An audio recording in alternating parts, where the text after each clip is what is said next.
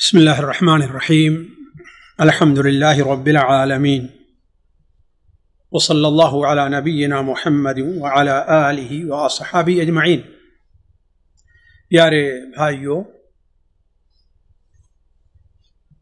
پچھلی 3 مجلسوں میں دعوت معنی اور مفہوم، اہمیت، فضائل اور ہم دعوت کا کام کیوں کرتے ہیں، اس کے پیچھے کیا جذبات کام کر رہے ہیں، ان چیزوں کا بیان ہوا۔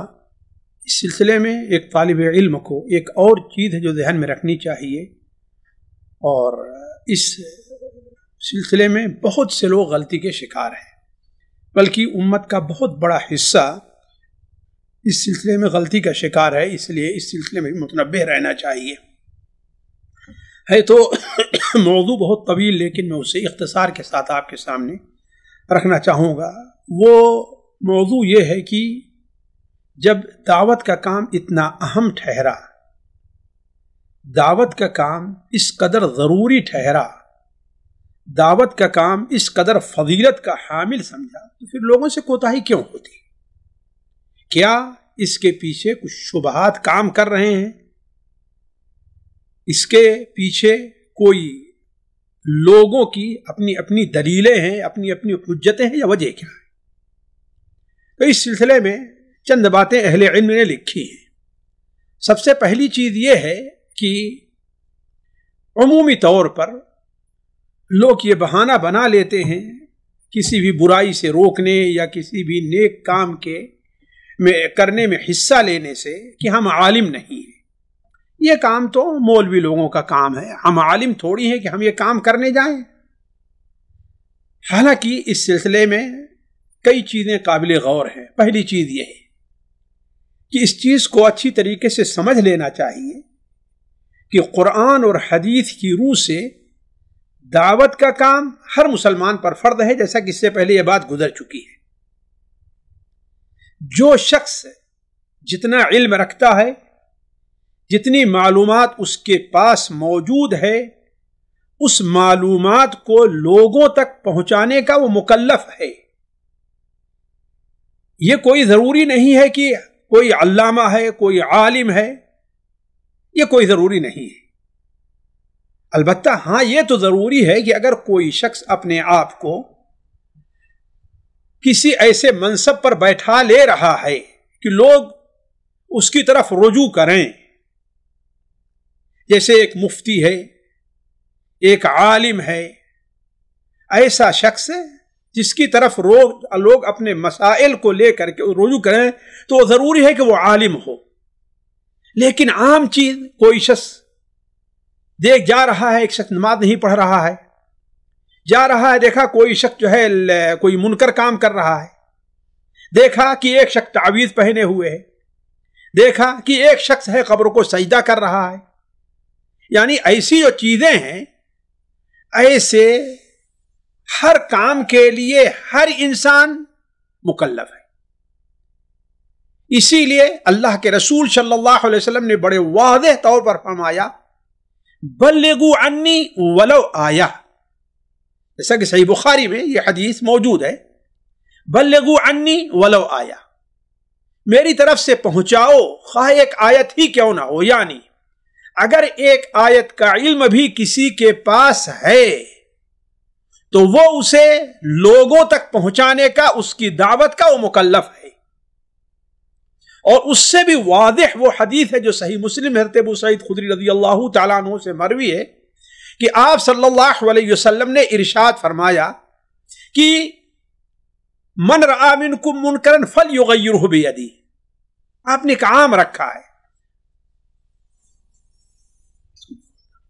من رأى منکم منکرا فلیغیرہ بیدہ، تم میں کا جو شخص بھی کوئی منکر کام دیکھے دے، یہ آپ نے کہا ہے کہ جو عالم، جو مفتی، جو حاکم، جو خطیب، یہ نہیں فرمایا آپ نے، من رأى منکم، جو کوئی بھی کسی منکر کو دیکھ رہا ہے، اسے اولاً اپنے ہاتھ سے روکنے کی کوشش کرے۔ اگر ہاتھ سے روکنا اس کے بس میں نہیں، اس کا مقام نہیں ہے، تو وہ اپنے کم سے کم زبان سے روکے، اگر یہ بھی نہیں ہو سکتا تو کم سے کم دل میں اس کو برا سمجھے۔ ثانیاً دوسری بات، ہر انسان، جیسا کہ اللہ کے رسول صلی اللہ علیہ وسلم کی حدیث ہے بڑے واضح طور پر، اور یہ حدیث اس سے پہلے گزر بھی چکی ہے شاید، حضرت ابو موسیٰ اشعری کی روایت ہے کہ آپ صلی اللہ علیہ وسلم نے ارشاد فرمایا علی کل مسلم صدقہ، ہر مسلمان کے اوپر صدقہ کرنا ہے۔ اگر علی کو وجوب کے لیے تو واجب ہے۔ آپ نے نہیں کہا کہ ہر عالم کے اوپر، ہر مفتی کے اوپر نہیں ہے، ہر مسلمان پر جو بھی کلمہ لا الہ الا اللہ محمد رسول اللہ کا اقرار کرتا ہے، ارکان اسلام کو مانتا ہے، ارکان ایمان کو تسلیم کرتا ہے، اس شخص کے اوپر کیا ہے؟ صدقہ کرنا واجب ہے۔ صحابہ کرام نے کہا اے اللہ کے رسول صلی اللہ علیہ وسلم، ہر انسان سجدہ کہاں سے، صدقہ کہاں پائے گا؟ اتنا پیسہ روزانہ صدقہ کرے۔ تو آپ نے فرمایا کہ محنت کرے، مزدوری کرے، نوکری کرے، کمائے، خود بھی کھائے اور دوسروں کو بھی دے۔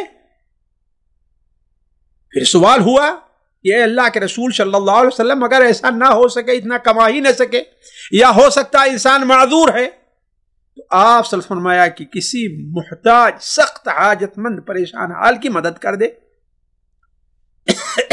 کہا اے اللہ کے رسول صلی اللہ علیہ وسلم، یہ بھی نہیں ہو سکتا، تو آپ نے فرمایا فَيَأْمُرْ بِالْخَيْرِ او بالمعروف، کہا کہ ٹھیک ہے، وہ بھلائی کے لوگوں کو حکم دے دے۔ یعنی گویا کی بھلائی کا حکم دینا ایک ایسی چیز ہے جو روزانہ آپ کے اوپر ایک صدقہ ہے، اس کا بدل بن سکتا ہے۔ آخر تک وہ حدیث، تو اس چیز کو ذہن میں رکھنا چاہیے کہ جو انسان جتنا کچھ جان لیتا ہے اس کے پہنچانے کا مکلف ہے۔ تیسری بات اس سلسلے میں، نبی کریم صلی اللہ علیہ وسلم اور صحابہ کی آپ سیرت دیکھیے۔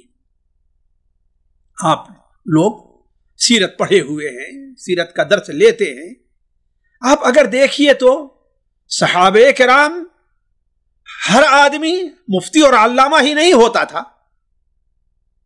آپ صلی اللہ علیہ وسلم کے پاس ایک صحابی آتے، اسلام قبول کرتے، چند دن آپ کے پاس رہتے، ظاہر بات چند دن میں وہ سارے دین کی ساری تفصیلات تو لے نہیں سکتے تھے، لیکن جتنا انہیں معلوم ہو جاتا، آپ صلی اللہ علیہ وسلم انہیں اس کی دعوت کے لیے انہیں مکلف بنا دیتے۔ یہ موضوع بڑا لمبا اور بڑا دلچسپ بھی ہے۔ آپ لوگ اگر سیرت کی کتابوں میں ڈھونڈیں تو آپ کو بہت سی مثالیں مل جائیں گی۔ مثال کے طور پر آپ حضرت ابو امامہ صدی بن عجلان رضی اللہ تعالیٰ عنہ کا واقعہ پڑھ لیجئے، اسلام لانے کا اور اپنی قوم کے پاس جانے کا۔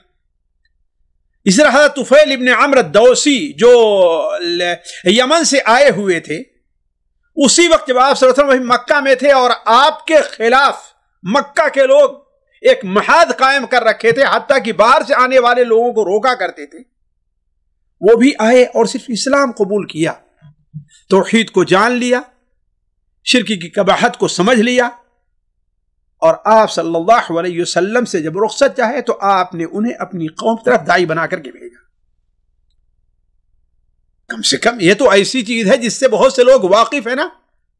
میں یہاں صرف ایک حدیث آپ کے سامنے جو صحیح مسلم میں ہے، حضرت ابو ذر رضی اللہ تعالی عنہ کے اسلام لانے کے واقعہ کے ایک حصہ آپ کے سامنے رکھتا ہوں کہ آپ صلی اللہ علیہ وسلم جب وہ آئے اور مسلمان ہو گئے، لمبی تفصیل ہو، بڑا دلچسپ واقعہ ہے، آپ لوگوں نے پڑھا اور سنا ہوگا۔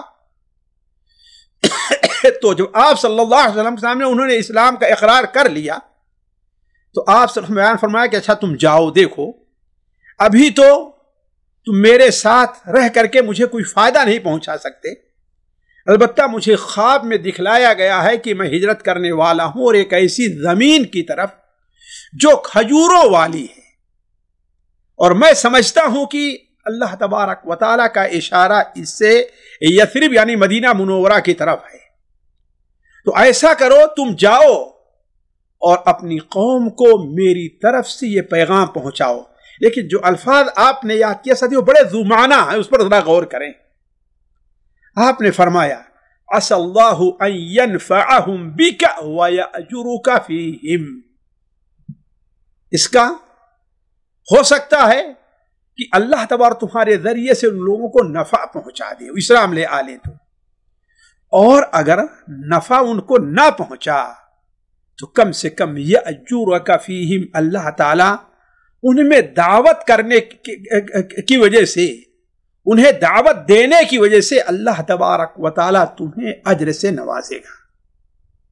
تو دیکھیے اللہ کے رسول صلی اللہ علیہ وسلم نے حضرت ابو ذر کو داعی بنا کر کے بھیجا، اور ابھی چند دن ہی آپ کے پاس رہے تھے۔ حضرت ابو ذر گئے، سب سے پہلے اپنے بھائی انیس سے ملے، انہوں نے اسلام قبول کر لیا، پھر اپنی والدہ سے ملے، انہوں نے اسلام قبول کر لیا، یہاں تک کہ آدھے قبیلے کے لوگ مسلمان ہو گئے، اور جو کچھ نماز کو سیکھا تھا ایک صحابی ایما بن رحدہ رضی اللہ تعالیٰ عنہ ہے، وہ ان کی امامت کیا کرتے تھے، حتیٰ کہ حضرت ذر کی دعوت سے آدھے قبیلے کے لوگ مسلمان ہو گئے۔ پھر جب آپ نے ہجرت کی تو باقی لوگ بھی مسلمان ہوئے۔ تو کہنے کا مطلب یہ ہے کہ دعوت کے کام کے لیے عالم ہونا ضروری نہیں ہے۔ میں یہ باتیں تھوڑی سی آپ کے ساتھ تفصیل سے اس لیے رکھ رہا ہوں کہ بہت سے لوگوں کے شبہات ہیں، آپ ان کو جواب دے سکیں۔ اور ایک بات اس سلسلے میں جو آخری ہے وہ سب سے اہم یہ ہے کہ انسان کو یہ سوچنا چاہیے کہ اللہ تبارک و تعالی قیامت کے دن جہاں ہم سے توحید سے متعلق سوال کرے گا، نماز سے متعلق سوال کرے گا، روزے سے متعلق سوال کرے گا، وہیں اگر ہم نے امر بالمعروف و نہی المنکر میں کوتاہی کی ہے تو اس سے متعلق بھی ہم سے سوال کرے گا۔ چنانچہ امام ابن حبان رحمہ اللہ نے اپنی کتاب صحیح ابن حبان میں باب ہی یہ باندھا ہے۔ کیا باب باندھا ہے؟ ذکر الاخبار عن سوال رب جل وعلا عبدہ عن ترکہ الامر بالمعروف والنہی المنکر، یعنی یہ باب اس بیان میں ہے، یہ واضح کرنے کے لیے ہے، یہ خبر دینے کے لیے ہے کہ اللہ تبارک و تعالی قیامت کے دن اپنے بندے سے سوال کرے گا کہ تم نے بھلائی کا حکم کیوں نہیں دیا اور برائی سے کیوں نہیں روکا۔ اگر آپ اندازہ لگائیں کیا کسی کے لیے اب عذر رہ جاتا ہے کہ ہم عالم نہیں ہیں؟ پھر اس بارے میں حضرت ابو سعید خدری کی ایک حدیث نقل کی ہے جو مسند احمد اور مسند ابو یعلا میں بھی ہے کہ اللہ کے رسول صلی اللہ علیہ وسلم نے فرمایا اللہ تعالیٰ قیامت کے دن بندے سے پوچھے گا، یہاں تک کہ اس سے کہے گا ما منعک اذا رأیت المنکر ان تنکر، آخر فلاں جگہ سے تم گزرے تھے، نماز ہو رہی تھی، جماعت ہو رہی تھی، ایک شخص بیٹھا تھا نماز کے لیے نہیں جا رہا تھا، اپنی دکان کھولے ہوئے تھا، اسے تم نے کہا کیوں نہیں؟ ایک شخص کے پاس سے تم گزرے، وہ گالیاں دے رہا تھا، جھوٹ بول رہا تھا، اس سے تم نے روکا کیوں نہیں؟ یعنی ایسے ایسے جو سوال ہیں اللہ تعالیٰ اس سے متعلق اس سے پوچھے گا۔ تو اگر فعلاً اس کے پاس کوئی عذر رہا، اپنی عزت کا خطرہ رہا، یعنی جیسے آزار، جن آزار کی بنیاد پر ایک مجلس آئے گی انشاءاللہ اگر یاد رہا تو کون سے عذر ہے جس کی بنیاد پر دعوت کا کام انسان چھوڑے یا امر بالمعروف منکر کا فریضہ انسان چھوڑے، وہ بات کی بات ہے۔ اسی لیے اس حدیث میں کہا فَإِذَا لَقَّنَ اللَّهُ عَبْدًا حُجَّتَهُ، اگر اللہ تبارک و تعالی نے کسی بندے کو، یعنی سب کو نہیں گویا کہ سب کو نہیں، کسی بندے کو اللہ نے اسے حجت سکھلا دیا کہ وہ جواب کیا دے۔ جانتے ہیں کہ ہر چیز اللہ کی توفیق سے، اس دنیا میں بھی اور آخرت میں بھی، تو چونکہ اس کے سامنے کوئی عذر رہا ہوگا، وہ کہے گا یا ربی وثقت بک وفرقت من الناس، اے میرے رب مجھے تیرے رحمت پر اعتماد رہا اور لوگوں کا مجھے خوف تھا کہ مجھے اذیت پہنچائیں گے، مجھے گالی دیں گے، مجھے ماریں گے، اس لیے ہم نے یہ کام چھوڑ دیا، تو اللہ تعالیٰ اسے قبول کر لے گا۔ لیکن اگر کوئی عذر نہ رہا، آپ صاحب حیثیت رہے، یا اللہ نے آپ کو اتنی جرأت دی ہے کہ لوگوں سے لڑ سکے، لوگوں کی بات کا جواب دے سکیں، تو گیا پھر آپ کے لیے خاموشی جائز نہیں ہے۔ علی کل حال یہ پہلا عذر ہے ساتھیوں جو لوگ پیش کرتے ہیں کہ ہم عالم نہیں ہیں. تو اس سے واضح رہنا چاہیے کہ دین کا کام کرنا صرف علماء کا کام نہیں ہے. ہر انسان جتنا کچھ جانتا ہے اس کے پہنچانے کا، اس کی تبلیغ، اس کی دعوت کا مکلف ہے، اور اللہ کے ہاں اس سے متعلق جواب دہ ہوگا. دوسری چیز جو بہت عام ہے وہ یہ ہے کہ بھائی ہم تو گنہگار ہیں، ہم خود ہی اپنی آپ کو سنبھال نہیں پاتے، ہم تو خود ہی اپنے طور پر عمل نہیں کر پاتے، تو دوسروں کو کیا بتائیں. جیسے کہ بڑا خاص طور پر ہو سکتا ہے آپ لوگ بھی سنو، لیکن ہمارے ہاں دیہات میں بہت مشہور ہے کہ کہتے ہیں کہ خود را فضیحت دیگر را نصیحت، یعنی دوسروں کو تو نصیحت کر رہے ہیں اور اپنا کیا ہے، فضیحت، یعنی اپنے خود برے کام کے اندر مبتلا ہیں. یہ کیسا کہوں، یعنی ایسا نہیں ہونا چاہیے، خود مبتلا ہے دوسرے کو حکم نہیں دینا چاہیے. یہ بات بالکل غلط ہے. اس سلسلے میں کئی باتیں ساتھیوں قابل غور ہیں، لیکن ایک بات اس پر آپ یہ غور کر لیجیے کہ اولاً تو اگر انسان یہ سوچ لے کہ دعوت کا کام وہی کرے گا جو ہر اعتبار سے بالکل کامل اور پاک صاف ہے، جس میں کوئی کمی نہیں ہے، تو شاید آج دنیا میں دعوت کا کام نہ ہو سکے. یہ فریضہ جو ہے وہ مردہ ہو کر کے رہے گا. ایسا نہیں ہے. بڑی پیاری بات لکھی ہے امام نووی رحمہ اللہ اس عالم ربانی نے. وہ بیان کرتے ہیں کہ علماء کا کہنا ہے کہ بھلائی کا حکم دینے اور برائی سے روکنے کے لیے یہ شرط نہیں ہے کہ بندہ حالت کمال کو پہنچا. جس بات کا حکم دے رہا ہے اس پر عامل ہو، اور جس سے روک رہا ہے اس سے پرہیز کرنے والا ہو. ایسا نہیں ہے، بلکہ اس پر یہ کام واجب ہے کہ خواہ وہ نیکی پر عامل نہ ہو اور برائی کا تارک نہ ہو، پھر بھی وہ بھلائی کا حکم دے اور برائی سے روکے. جیسا کہ فارسی کی ایک مثل مشہور ہے، من نکردم شما حذر بکنید. بھائی ہم سے تو نہیں ہو سکا، ہم سے تو یہ غلطی ہو گئی، لیکن کم سے کم تم لوگ تو پرہیز کرو. یہ شان ہونا چاہیے، یہ شان ہونی چاہیے. اسی لیے امام نووی کہتے ہیں کہ اس پر دو واجب ہیں. ایک واجب یہ ہے کہ اپنے آپ کو بھلائی کا حکم دے اور برائی سے روکے، یعنی خود بھلائی پر عمل کرے اور برائی سے روکے. اور دوسرا فرض یہ ہے کہ دوسروں کو بھی بھلائی کا حکم دے اور برائی سے روکے.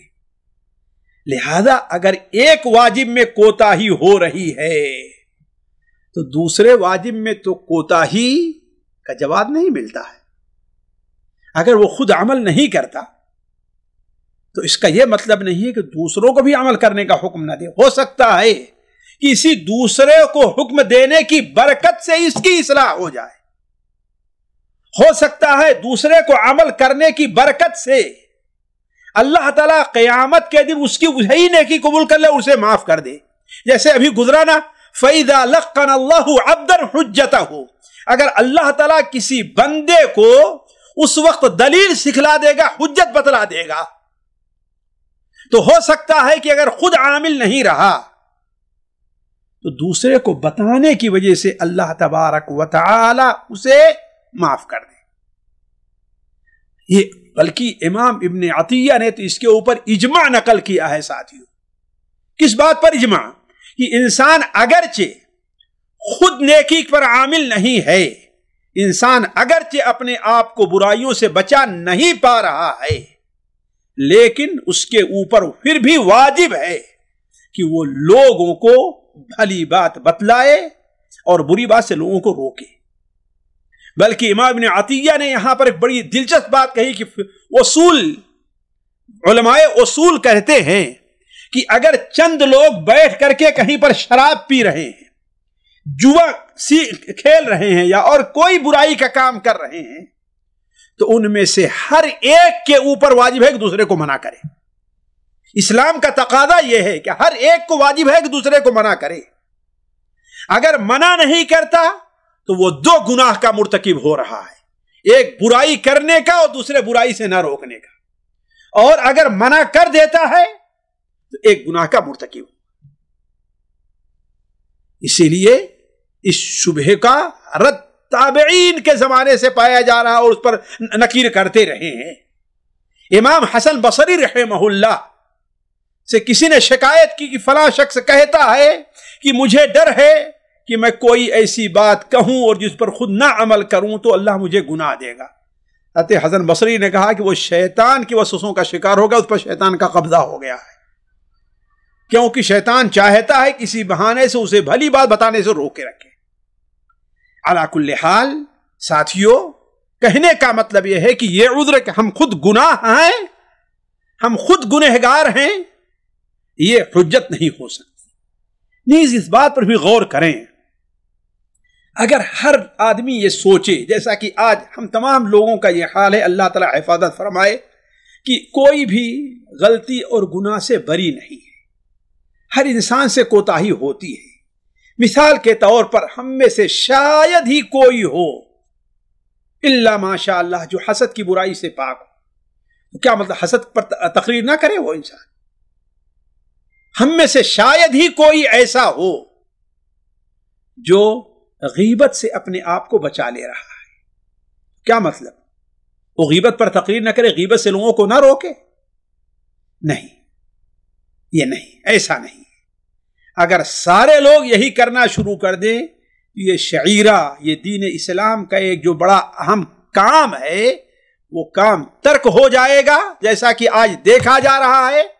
نتیجہ کیا ہوگا؟ فساد عام ہوگا۔ جب کوئی منع کرنے والا نہیں تو برائی کرنے والے کیوں جھجکیں گے؟ اور جب برائی عام ہو جائے گی تو اللہ تبارک و تعالیٰ کا عذاب دستک دے گا۔ ان میں کا ایک عذاب یہ بھی ہوگا کہ فاسق اور فاجر لوگ ہمارے سردار بن جائیں گے، ہمارے وزیر اعظم، ہمارے صدر جمہوریہ کون بنیں گے؟ فاسق اور فاجر لوگ بن جائیں گے۔ ساتھیوں، اس سلسلے میں ایک حدیث، لمبی حدیث وارد ہے جسے امام طبرانی رحمہ اللہ اپنی معجم طبرانی کبیر اور صغیر وغیرہ میں نقل کرتے ہیں۔ وہ حدیث تو ضعیف ہے سند کے لحاظ سے، لیکن اگر دیکھیں تو وہ کس قدر ہمارے حالت کے اوپر فٹ ہے۔ حضرت عبداللہ ابن عباس رضی اللہ تعالیٰ عنہما بیان کرتے ہیں کہ آخری زمانے میں کچھ ایسے لوگ ہوں گے کہ جن کے چہرے تو آدمیوں کے ہوں گے، البتہ ان کے دل شیطانوں کے ہوں گے۔ وہ خونخوار بھیڑیوں کے طریقے سے ہوں گے، ان کے دلوں میں اللہ تعالیٰ رحمت نہیں رکھے گا، خون بہانا ان کا مشغلہ ہوگا، وہ کسی برائی سے وہ رکیں گے نہیں۔ اگر آپ ان کی بات مانیں، پیروی کریں، تو آپ کے ساتھ چاپلوسی کریں گے اور دھوکہ دیں گے۔ آپ اگر ان سے دور رہیں گے تو آپ کی غیبت کریں گے، جیسے کہ بہت سے لوگوں کے بارے میں ہوتا ہے، عالم ہے یا کوئی ہے، لوگوں کے سامنے ہے تو بڑی اچھی اچھی اس کے ساتھ باتیں کرتے ہیں، لیکن پیچھے ہٹ جائے تو اس کی غیبت کرنا شروع کر دیتے ہیں۔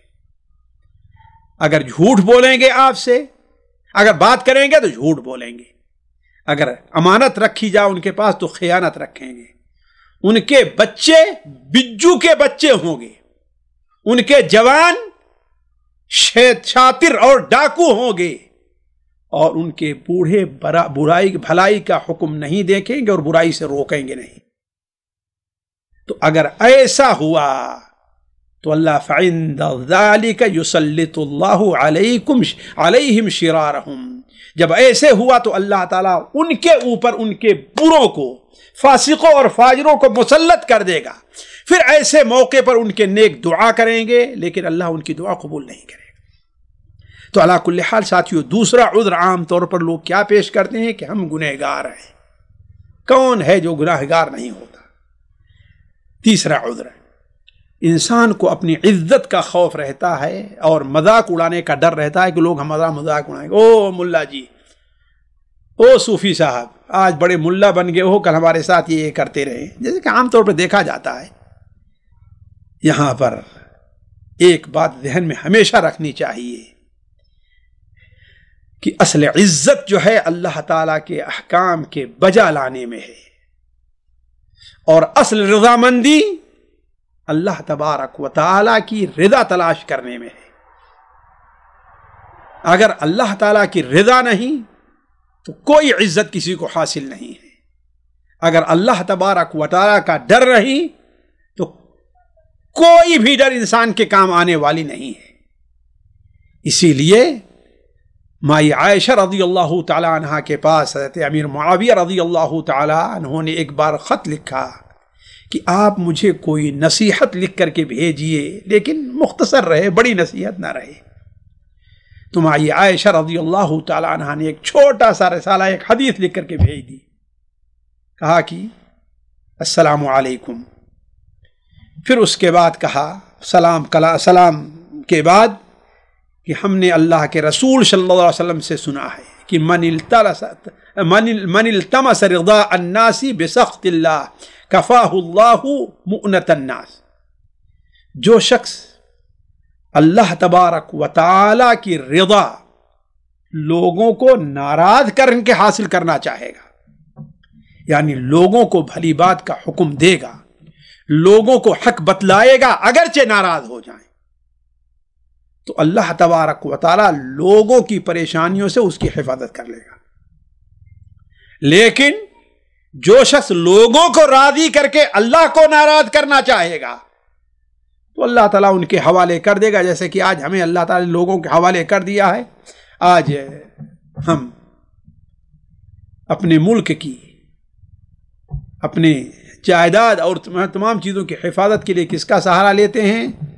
غیر مسلموں اور کافروں کا سہارا لیتے ہیں۔ اللہ تعالیٰ حفاظت فرمائے۔ کیوں؟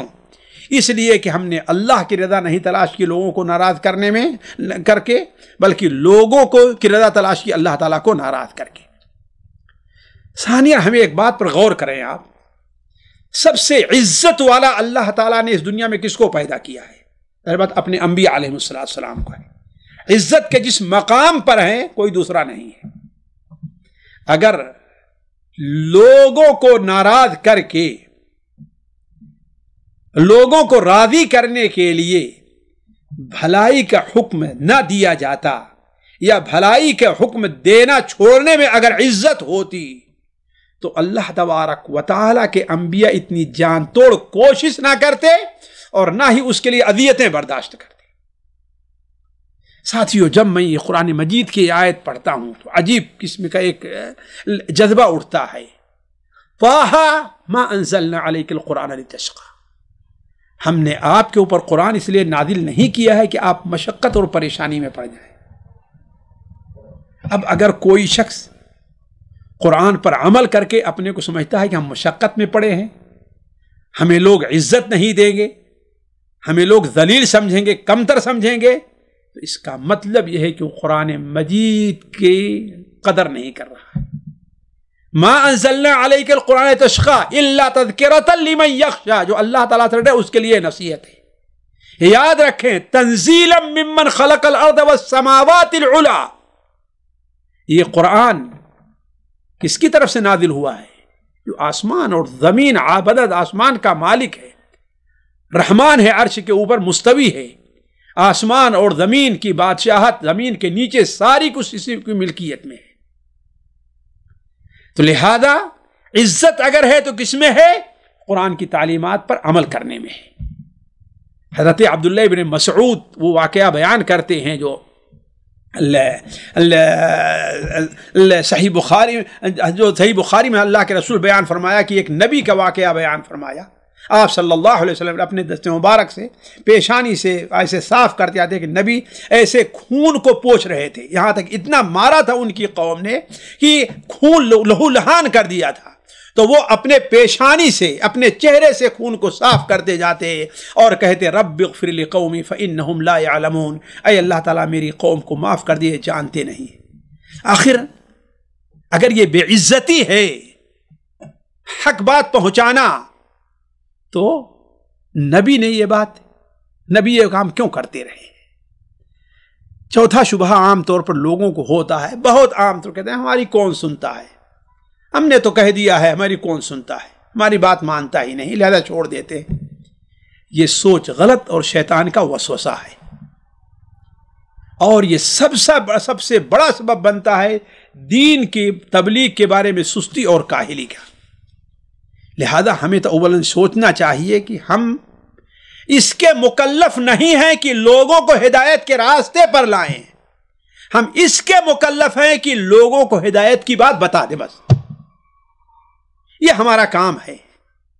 ہمارا کام لوگوں تک اللہ کا پیغام پہنچانا ہے، اور اس کا قبول کرنا یا نہ کرنا ہمیں اس کا مکلف نہیں بنایا گیا ہے۔ اللہ تعالیٰ اپنے پیارے نبی سے کہتا ہے لیس علیک ھداھم ولکن اللہ یہدی من یشاء، آپ انہیں ہدایت کے راستے پر نہیں لا سکتے، یہ کام اللہ تبارک و تعالی کا ہے، وہ جس کو چاہتا ہے ہدایت دیتا ہے۔ تو کہنے کا مطلب یہ ہے کہ یہ کام اس لیے نہیں چھوڑنا چاہیے کہ لوگ ہماری بات مانتے نہیں ہیں، کیوں؟ اس لیے کہ ہمارا کام لوگوں کو ہدایت پر لانا نہیں، اللہ تعالیٰ کا کام ہے۔ دوسری بات یہ ہے، ہم اس کے اوپر غور کر لیں کہ دعوت کا کام کرنے کا مقصد صرف اور صرف لوگوں کی اصلاح نہیں ہے۔ آپ اس پچھلے درس کے اوپر غور کر لیں کہ ہم نے دعوت کے کتنے مقاصد بیان کیے تھے، ان میں سے ایک مقصد ہم نے بیان کیا تھا لوگوں کی اصلاح، اور باقی مقاصد آپ کیوں چھوڑ دے رہے ہیں؟ ان میں سے ایک مقصد تو یہ بھی ہے کہ اللہ تعالیٰ ہمیں اجر عظیم سے نوازتا ہے۔ ایک شخص ہے، آپ کو دکان کے اوپر رکھے کہ ہاں اس دکان پر بیٹھنا ہے، صبح سے شام تک بیٹھے آپ، کوئی دکاندار نہیں آتا، تو کیا آپ کے لیے یہ جواز بنے گا کہ آپ دکان بند کر کے بیٹھے رہا کریں؟ نہیں، مالک ہے کہ تمہیں اس سے کیا مطلب ہے، تمہارا کام ہے دکان کھول کر کے بیٹھے رہنا، کوئی آئے یا نہ آئے تم سے ہم اس کا حساب نہیں لیتے ہیں۔ تو ایسے ہمارا کام ہے اللہ کے بندوں تک اللہ کا پیغام پہنچا دینا، قبول کرنا یا نہ کرنا یہ ان کا کام ہے، کروانا یہ اللہ تعالیٰ کا، ہمارا اور آپ کا کام نہیں ہے۔ تو ہم یہ کام اس لیے کر رہے ہیں تاکہ اللہ تعالیٰ ہمیں بہت بڑے اجر سے نوازے۔ اسی لیے اللہ تعالیٰ نے اس آیت کے اوپر غور کریں، وَلْتَكُمْ مِنْكُمْ أُمَّةٌ يَدْعُونَ إِلَى الْخَيْرِ وَيَأْمُرُونَ بِالْمَعْرُوفِ وَيَنْهَوْنَ عَنِ الْمُنْكَرِ وَأُولَئِكَ هُمُ الْمُفْلِحُونَ۔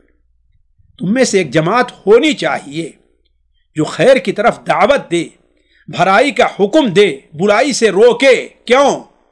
وَأُولَئِكَ هُمُ الْمُفْلِحُونَ، یہی کامیاب ہونے والے لوگ ہیں۔ گویا کہ جو انسان بھلائی کا حکم نہیں دیتا وہاں پر ضرورت ہے، برائی سے نہیں روکتا وہاں ضرورت ہے، تو وہ انسان کامیاب ہونے والا نہیں۔ آپ اس کے اوپر بھی غور کریں، یہ بات پچھلی مجلسوں میں آ چکی ہے کہ بنو اسرائیل کے اوپر جب وہ عذاب آیا کہ ان کی قوم کو بندر اور سور بنا دیا گیا تھا، اور انہیں جو سبت ہفتے کے دن شکار سے روکا گیا تھا، تو قوم کے لوگ 3 حصوں میں بٹ گئے تھے۔ ایک وہ تھے جو برائی سے روکتے تھے، دوسرے وہ تھے جو برائی کرتے تھے، تیسرے وہ تھے جنہوں نے ایک بار برائی سے روک دیا لیکن وہ برائی نہیں کرتے تھے، پھر خاموش ہو گئے۔ اللہ تعالی نجات پانے والا صرف ان کو بتایا ہے جو برائی سے روکتے تھے۔ فَلَمَّا نَسُوا مَا ذُكِّرُوا بِهِ أَنْجَيْنَا الَّذِينَ يَنْهُونَ عَنِ السُّوءِ، یہ سورہ اعراف کی روایت ہے، آیت ہے۔ جب وہ لوگ بھول گئے ان باتوں کو جس کا انہیں حکم دیا گیا تھا، جن کی نصیحت کی جا رہی تھی، اس کو بھول جا رہے تھے، یعنی چھوڑ دے رہے تھے، تو انجینا الذین ینہون عن السوء، تو جو لوگ برائی سے روکتے تھے ہم نے انہیں نجات دے دی، اور باقی لوگوں کو دردناک عذاب کے اندر ہم نے پکڑ لیا ہے۔ تیسری بات ساتھیوں اس سلسلے میں یہ ہے کہ ہم یہ غور کریں کہ اس دنیا میں کتنے نبی ایسے آئے ہیں جن پر بہت تھوڑے لوگ ایمان لے آئے، حتیٰ کہ بعض نبی ایسے آئے کہ ان کے اوپر ایمان لانا ایک فرض تھا، حتیٰ کہ بعض نبی ایسے ہیں کہ ان کے اوپر کوئی ایمان لے آیا ہی نہیں ہے۔ تو اگر ہماری دعوت کوئی قبول نہیں کرتا ہے تو یہ عجیب بات نہیں ہے، اور نہ ہی اس فریضے کے ترک کا عذر بنتا ہے، کیونکہ اگر یہ عذر بنتا تو اللہ تعالیٰ انہیں انبیاء کو ان لوگوں کی دعوت کا مکلف نہ بناتا کہ پوری زندگی انبیاء اپنی محنت کرتے رہے، دعوت کے لیے اپنا وقت صرف کرتے رہے، باتیں سہتے رہے، اذیتیں اٹھاتے رہے، لیکن ایک آدمی ایمان لے جائے، ایک بھی ایمان نہیں لے آیا۔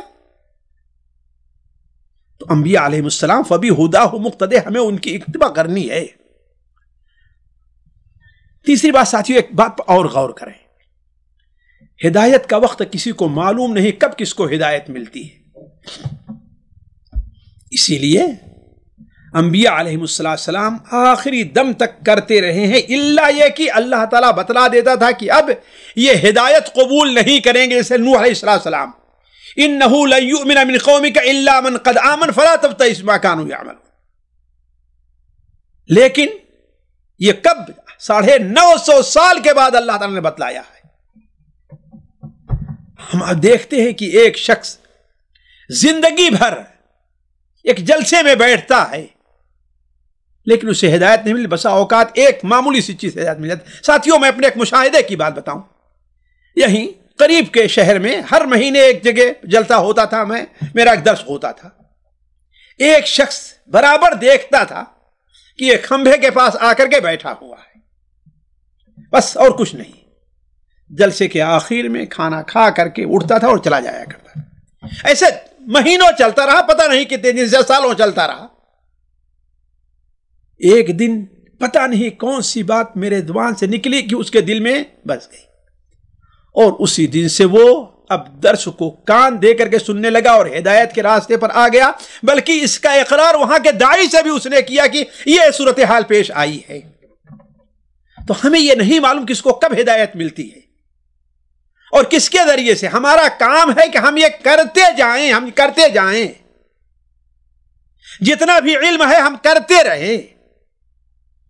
ایک شخص، ساتھیوں، اگر میں مشاہدات کا ذکر کروں، اس سلسلے مشاہدات بہت زیادہ ہیں، لیکن آپ لوگ سمجھدار ہیں، آپ لوگ اس پر توجہ دیں کہ ہدایت کا کوئی وقت ہے متعین نہیں کب کس کو ہدایت مل جائے۔ بسا اوقات ایک انسان کو پہلے ہی دن، بسا اوقات ایک انسان بڑھاپے میں آ کر اس کو ہدایت ملتی ہے۔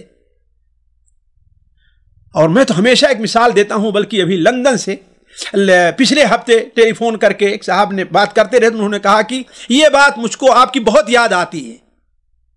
وہ یہ کیا ہے کہ آپ نے اگر کسی سے کوئی بات کہی ہے تو یہ نہ سمجھیں کہ اس کے اوپر اثر نہیں ہوا ہے، نہیں، آپ یہ نہ سمجھیں، اس لیے کہ قطرہ ہے، وہ پتھر پر گرتا رہتا ہے، تو ایک قطرہ، 2 قطرہ، 3 قطرہ، 4 قطرہ گرنے سے وہاں پر گڑھا نہیں ہوتا ہے، لیکن اگر برابر گرتے رہے تو وہاں پر گڑھا ہو جاتا ہے۔ تو کیا مطلب وہ آخری قطرہ سے وہ گڑھا ہوا ہے؟ نہیں، اس کے اوپر پہلا ہی قطرہ جب سے تب سے اثر ہو رہا ہے اس کے اوپر۔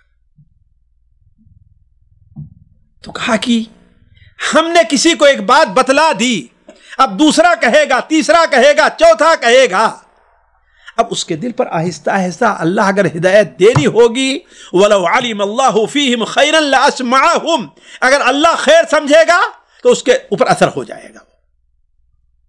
اور اس سلسلے میں ساتھیوں، آخری بات، میں اس موضوع کو اتنا لمبا نہیں کرنا چاہا تھا لیکن لمبا ہو گیا، کہ جو شبہات ہیں، بعض لوگوں کو بعض آیات اور حدیث سے شبہات ہوتے ہیں۔ مثال کے طور پر بڑے مشہور آیت ہے سورہ المائدہ کی، جس آیت کو لے کر کے بعض صحابہ کو بھی شبہ ہوا تھا کہ اللہ تعالیٰ فرماتا ہے، یا ایھا الذین آمنوا علیکم انفسکم لا یضرکم من ضل اذا اہتدیتم الی اللہ مرجعکم جمیعا فینبئکم بما کنتم تعملون۔ اے ایمان والو، اپنی فکر کرو، جب تم راہ راست پر چل رہے ہوگے، یعنی تم ہدایت پر ہوگے، تو جو دوسرا شخص گمراہ رہے گا اس سے تمہارا کوئی نقصان نہیں ہے۔ اللہ ہی کے پاس تم سب کو جانا ہے، پھر وہ تم سب کو بتلا دے گا جو کچھ تم کرتے ہو۔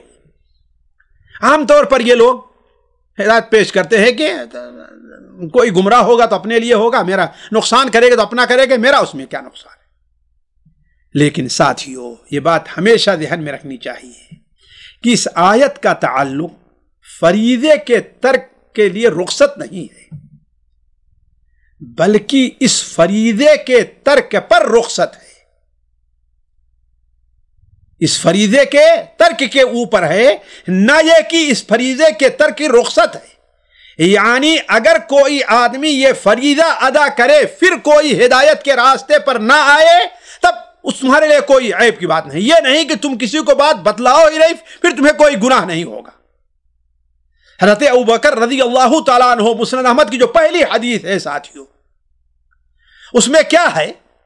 حضرت قیس ابن ابی حازم بیان کرتے ہیں کہ ابوبکر رضی اللہ تعالیٰ عنہ منبر پر کھڑے ہوئے اور اس آیت کو پڑھا اور کہا اے لوگو، تم اس آیت کو پڑھ کر کے اس کا غلط مفہوم سمجھتے ہو، اس کو غلط جگہ پر رکھ رہے ہو، حالانکہ ہم نے اللہ کے رسول صلی اللہ علیہ وسلم سے سنا ہے کہ لوگ اگر ظالم کو دیکھیں اور اس کا ہاتھ نہ پکڑیں تو اللہ تبارک و تعالی قریب ہے کہ ہر ایک کے اوپر عذاب لے آئے گا. ثانیاً اس آیت کا تعلق جو ہے بعض خاص اوقات سے ہو سکتا ہے، ایسے وقت میں کہ جب ایسے حالات بگڑ جائیں کہ اب کسی طرح سے یعنی اب انسان بھلائی کا حکم دے ہی نہیں سکتا. اگر بھلائی کا حکم دے رہا ہے تو اس کا نقصان اپنے اوپر زیادہ ہو رہا ہے. بہت صورتحال پیدا ہو سکتی ہے، جیسا کہ سنن ابو داؤد، سنن ترمذی وغیرہ میں ایک حدیث ہے اور ہم نے اسے یہاں پر نقل کیا ہے، اسے آپ لوگ دیکھ کر کے پڑھ لیں گے. دوسری جو آیت ہے وہ بہت مشہور، اتأمرون الناس بالبر وتنسون انفسکم، کیا تم لوگ بھلائی کا حکم دیتے اور اپنے کو بھول جا رہے ہو؟ اس کا مفہوم لوگ یہ لیتے ہیں کہ تم جب خود نیک عمل نہیں کرتے تو لوگوں کو کیوں بتلاتے ہو، حالانکہ یہ بات غلط ہے. اس کا معنی یہ ہے کہ لوگوں کو جب بھلی بات کا حکم دیتے ہو تو تم کیوں اس کے اوپر خود بھی عمل نہیں کرتے؟ اس لیے کہ داعی کے لیے چاہیے کہ وہ خود بھی عمل کرے، نیک بنے اور لوگوں کو بھی نیک بنانے کی کوشش کرے، جیسا کہ اس موضوع کو ہم نے پہلے ذکر کیا ہے. تو اس آیت کا تعلق یہ ہے کہ تم خود بھی نیک پر عمل کرو، اس طریقے سے لوگوں کو نیک بات کرنے، نیکی پر عمل کرنے کا حکم دیتے ہو، نہ یہ کہ تم جس لوگوں کو حکم دیتے ہو لہذا تم بھی نیک عمل، تم لوگوں کو نیک عمل کا حکم بھی نہ دو. یہ ایسا نہیں ہے. یعنی اگر تم نیک عمل نہیں کرتے تو اس کا حکم بھی نہ دو، اس کا مفہوم یہ نہیں ہے، بلکہ اس کا مفہوم یہ ہے کہ اگر تم لوگوں کو بھلائی کا حکم دے رہے ہو تو تم خود بھی اس کے اوپر عمل کرو. یعنی جس طریقے سے بھلائی کا حکم دے رہو ایسے اس کے اوپر تم بھی عمل کرو. اور تیسرا شبہہ جو ہوتا ہے وہ حدیث کے اوپر، جو حضرت ثوبان رضی اللہ تعالیٰ عنہ کی ہے، بڑی مشہور حدیث ہے کہ اللہ کے رسول صلی اللہ علیہ وسلم کے جو مشہور صحابی ہیں حضرت ثوبان رضی اللہ تعالیٰ عنہ، ان سے کسی نے کہا کہ نہیں، اسامہ ابن زید نے، حضرت ثوبان کی دوسری حدیث ہے جو سنن ابن ماجہ میں ہے، حضرت اسامہ ابن زید سے صحیح بخاری میں ہے کہ وہ بیان کرتے ہیں کہ اللہ کے رسول نے ارشاد فرمایا کہ ایک شخص کو قیامت دن لایا جائے گا اور اسے جہنم میں ڈال دیا جائے گا، جس کی وجہ سے اس کی آنتیں باہر نکل جائیں گی، تو آنتوں کو پکڑ کر کے ایسے گھسیٹ رہا ہوگا، گھوم رہا ہوگا جیسے گدھا کولہو اور چکی کے اندر ایسے گھومتا رہتا ہے. تو جب لوگ اس کے پاس جمع ہوں گے اور کہیں گے کہ اے اللہ کے بندے، تو ہمیں بھلی بات بتاتا تھا، برائی سے روکتا تھا، لیکن یہ تیرا حال کیا ہوا؟ تو وہ کہے گا میں تمہیں بھلائی سے روکتا تھا، لیکن بھلائی کا حکم دیا لیکن خود بھلائی پر عمل نہیں کرتا تھا، برائی سے روکتا تھا لیکن خود برا کام کیا کرتا تھا. تو ساتھیوں اس کا یہ معنی نہیں ہے کہ اسے اس لیے عذاب ہو رہا تھا کہ وہ بھلی بات کا جو حکم نہیں دے رہا ہے اس کے اوپر عمل کیوں نہیں کر رہا ہے. نہیں، اس لیے نہیں، اس لیے ہو رہا تھا کہ وہ لوگوں کے سامنے منافقت سے کام لیتا تھا. جس طریقے سے بہت سے لوگ ہیں کہ وہ لمبی لمبی تقریریں کریں گے، لمبے لمبے خطبے دیں گے اور اپنے جس حال میں ہے اسی پر مطمئن ہے کہ ہاں ہمارے لیے یہ نہیں ہے، وہ یہ کام دوسروں کرنے کے لیے ہے. جیسے یہودیوں کے اور نصرانیوں کے یا ہندوؤں کے جو ان کے بڑے ہیں وہ یہی چاہتے ہیں کہ وہ ایک جگہ آرام سے بیٹھے رہو، سارے لوگ ایک کام کرتے رہے. یا ہمارے بہت سے پیر وغیرہ جو ہیں وہ نماز نہ پڑھیں، لوگ ان کے بارے میں کچھ نہیں کہیں گے. ایسا نہیں ہے، بلکہ ایسا یہ ہے کہ انسان نیکی کا پر عمل کرے اور نیکی کا کرنے کا حکم دے.